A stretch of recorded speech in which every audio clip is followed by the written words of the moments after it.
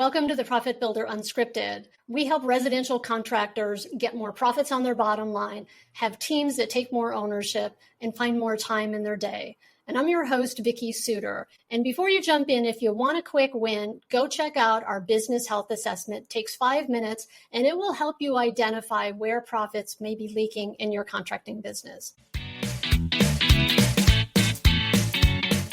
Contractors are some of the smartest people I know.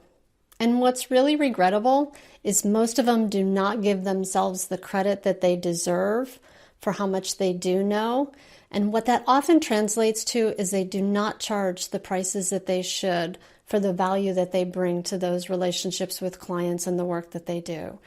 And what I've noticed is that when enough contractors do this, they end up lowballing each other right into bankruptcy. And it just shouldn't be that way. The work that you do is valuable and it's important. And one of the things that I want to share with you today is how do you shift that and start getting paid what you're worth? My name is Vicki Suter with Suter Business Builders. And for over 25 years, I've been helping contractors get paid what they're worth and how to be able to position themselves in their business to be able to communicate that value to their clients, get paid what they're worth, and ultimately make more profits on the bottom line, spend less time working, and really be able to focus on what it is that brings them joy and fun in their business again. And in this video today, I'm going to share with you some ways that you can start doing that for yourself. But before I begin, I just want to share a story with you about my clients, Alex and Joe. Alex and Joe are painting contractors that when we first sat down to meet, I'll never forget this. It was our very first meeting, and I had done some analysis of their data before we sat down to that first meeting. But when they walked in and they sat at the table, I looked at them and I was like, wow, there's distress going on over there. And their numbers reflected some of that, certainly. This meeting, I will just add, happened to have been in 2011. It was while we were still in the throes of one of the worst and longest recessions I've ever seen in my professional career. And they had taken a huge hit in the few years before. And I looked at Alex and Joe and I said, so we're going to talk about your numbers, but is there anything else that is heavy on your mind or really present on your mind that you want to talk about today? And Alex looked at me and he said, well, we've been talking and we're wondering if we shouldn't just file bankruptcy. And as the words came out of his mouth and Joe was over there and his head was shaking up and down, there was this sense as I looked at them and I looked at their eyes of a defeat, of sadness like we've worked so hard. They've been in business for 10 years together. They had worked so hard at building this business and they had really not ever wanted to be at this point. And they were almost, the other thing they said is they were thinking about giving up. And it was just wrenching because I have seen that. I've seen that look and I've seen that sense of defeat of contractors who you feel like you're kind of beaten down by the whole thing and you feel like you don't have any choices. And that was what was going on for Alex and Joe. And as we talked a little bit, I said, you know what, I've spent some time looking at your numbers and looking at your financial situation, and I don't think that's the best alternative for you.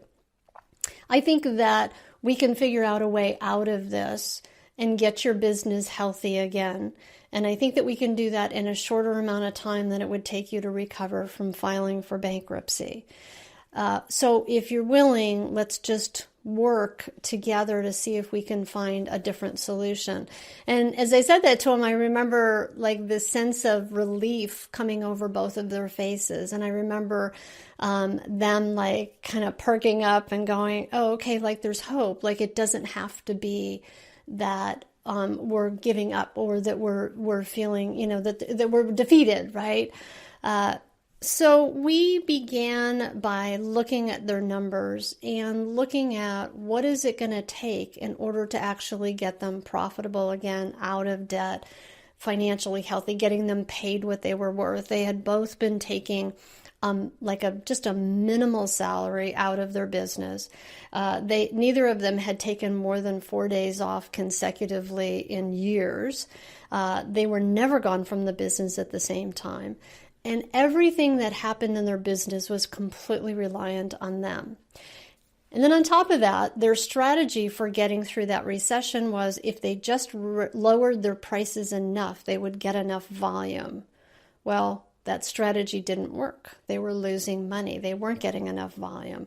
And they were operating from this whole mindset of scarcity and a whole mindset of we have to settle for what we can get. And I appreciate the challenge of recessions. I've been through a number of them. I started my business in the middle of the recession of 1990.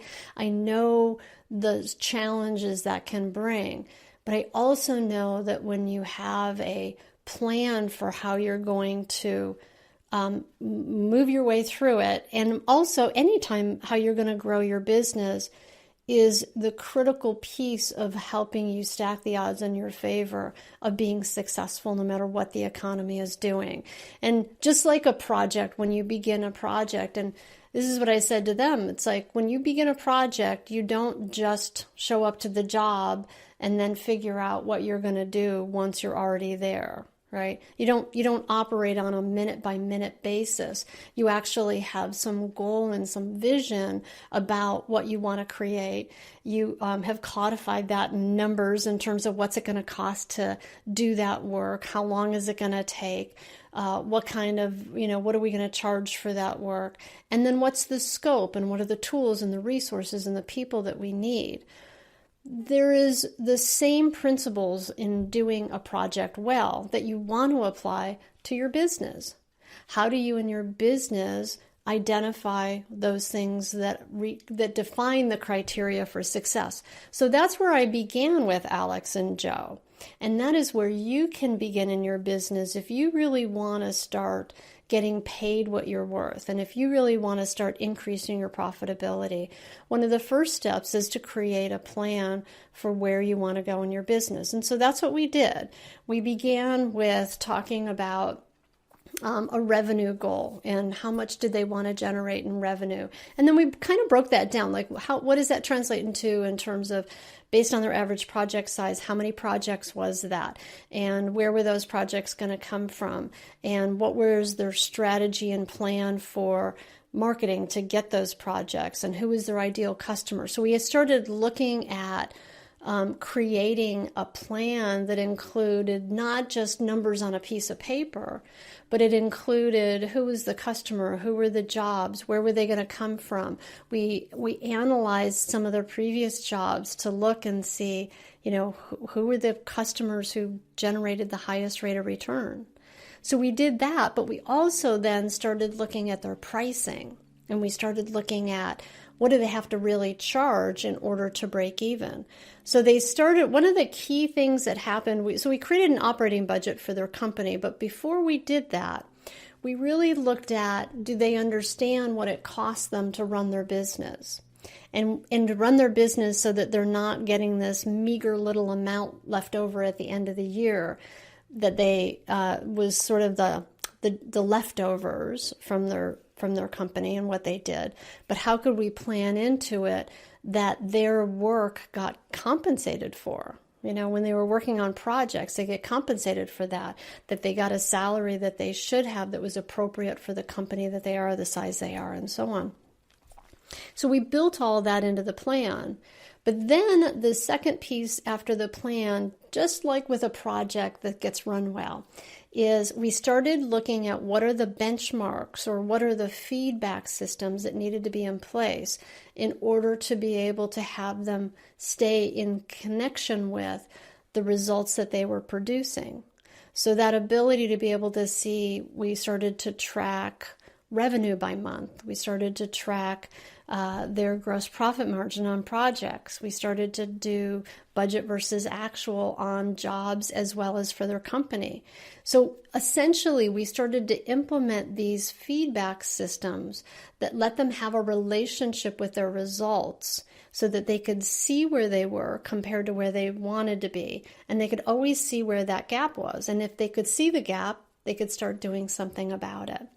And honestly, it's like, I know I'm throwing a lot of numbers out there, but it was a handful of numbers that they started to track every single solitary month in their business. And when they started to track those numbers, they started to see that they were able to affect a change in the results that they produced. And that translated into them being able to build a profitable business, first of all. It translated into them being able to get out of debt, and it translated into them being able to ultimately take time off. And when Alex and Joe and I sat down, it was a few years after we started working together. I remember they both came into a meeting super excited about the fact that I remember they showed up in the meeting super excited, and I was like, "What's up?" And they had driven there together from the city, and they were like, "We just wanted to tell you that we realize that we are having more fun in our business now than probably we ever have. We love what we get to do. We really are feeling good about the fact that we get to take the time off. We both took off 4 weeks last year. We both were gone at the same time for the first time ever in our business. We had a big breakdown show up with one of our teams on a project, and our lead guy handled it without us having to be involved at all. And we're making more money. We're making the money that we always dreamed that we would. And this is where it started for us. This is what made us want to do this business in the first place. And we are just so grateful that we get to finally fulfill that dream that we had when we started our business together over 10 years ago. And I got to tell you, for me, like, it was just one of the best days, because that's why I do what I do. I love when people can have that sense of success, but also where they feel like they're in control of their success. And for you, your best way to get control of your success is doing those two key things. One, make a plan and put it in writing, because plans between our heads are no more than a good idea. Plans written down are what is going to actually allow it to happen. And then figure out how, just like a project, right? How am I going to build that? What does that look like? What's it going to take to do it? So that's number one. The second piece is have feedback that lets you see how you're doing compared to your plan. And it doesn't have to be a lot of numbers. It's like we tend to pay attention to revenue, but I'm going to tell you another key number for contractors. You live and die by gross profit margin. So tracking that number is critical. Have an operating budget for your company. Track how much you're estimating. Track how take a look at how you're actually doing on projects and what's your rate of return on projects. It will also help you inform what kind of projects are the most profitable for you.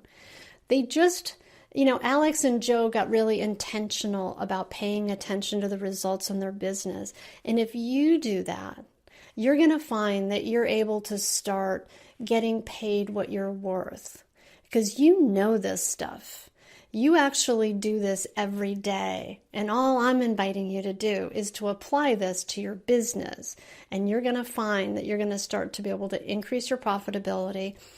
You're going to be able to work less because you're working smarter, and you're going to really be able to, like Alex and Joe, have more fun in what you do, because you're not going to feel like you're always chasing after it. I invite you to leave a note down below. Let me know out of this video, like, what are you hearing is one thing that you want to do in your business, or that you feel could really help you start to get paid what it is that you're worth and what your value is. If you found value in today's episode, make sure to subscribe or join. We do episodes every week that are tips about how to help you as a contractor build a more successful, profitable contracting business. And make sure to check out the business health assessment. It'll take you 5 minutes, and it will help you identify where the biggest profit leak is in your contracting business. And after you take the assessment, we'll send you some free resources that will help you plug those profit leaks. All right, thanks for being here today, and I look forward to seeing you next time on the Profit Builder Unscripted.